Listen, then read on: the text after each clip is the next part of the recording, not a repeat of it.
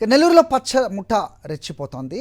అధికారాన్ని అడ్డం పెట్టుకుని పెన్నమ్మ గర్భంలోని ఇసుకనంతా కొల్లగొడుతోంది. నిబంధనలకు విరుద్ధంగా రాత్రి వేళలో భారీ యంత్రాలతో ఇసుకను తోడేస్తోంది కూటమి ముఠ.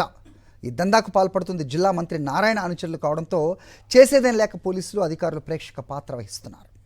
అధికారం అండ చూసుకుని నెల్లూరులో కూటమి నేతలు రెచ్చిపోతున్నారు. మంత్రి నారాయణ అండదండలతో ఆయన ముఖ్య అనుచరుడు విజయభాస్కర్ రెడ్డి ఇసుక దందాకు తెరతీశారు. నగరంలోని భగత్ సింగ్ కాలనీ ప్రాంతంలో పెన్నా నదిలో ఇసుకను దోచేస్తున్నారు. రాత్రి 10 నుంచి తెల్లవారుజామున 5 వరకు ఇసుకను యథేచ్ఛగా కొల్లగొట్టి వందల టిప్పర్లలో నెల్లూరు జిల్లా సరిహద్దుల్ని దాటించేస్తున్నారు. నెల్లూరు సిటీ నియోజకవర్గంలో అక్రమాలకు పాల్పడేవారని దగ్గరకు కూడా రానివ్వనని చెప్పే మంత్రి పొంగూరు నారాయణ ఆయన ముఖ్య అనుచరుడైన వేమిరెడ్డి విజయభాస్కర్ రెడ్డి చేసే ఇసుక దందాను పట్టించుకోవడం లేదనే విమర్శలు వినిపిస్తున్నాయి. నియోజకవర్గంలో తన విజయం కోసం కృషి చేసిన నేతల్ని ప్రస్తుతం నారాయణ పూర్తిగా పక్కన పెట్టేశారట. పెత్తనమంతా విజయభాస్కర్ రెడ్డికి ఆయన సోదరుడు పట్టాభికి కట్టబెట్టడంతో వారిద్దరూ నెల్లూరు సిటీ నియోజకవర్గంలో ఇష్టారాజ్యంగా వ్యవహరిస్తున్నారని సమాచారం.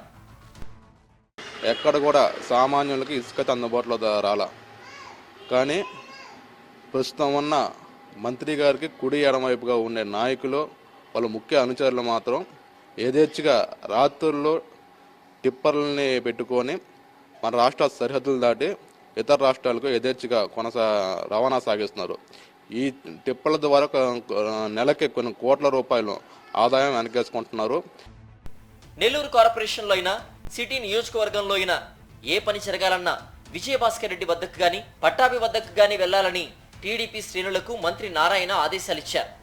దీంతో రాజకీయం అంటే ఏంటో తెలియని విజయభాస్కర్ రెడ్డి ఎదుట తాము చేతులు కట్టుకుని నిలబడాల్సిన దుస్థితి ఏర్పడిందని టీడీపీ నేతలు అసంతృప్తి వ్యక్తం చేస్తున్నారు. ముఖ్యంగా సిటీ నియోజకవర్గంలో ట్రక్కు ఇసుక ఎత్తాలన్నా కూడా అది వేమిరెడ్డి విజయభాస్కర్ రెడ్డి కనసన్నల్లో జరగాల్సి రావడాన్ని పాతతరం నేతలు జీర్ణించుకోలేకపోతున్నారు. ఈ వ్యవహారంపై స్థానిక టీడీపీలో ఒక మినీ యుద్ధమే జరుగుతోందట. మరి ఈ అసంతృప్తి ఎప్పుడు బయటపడుతుందో చూడాలి.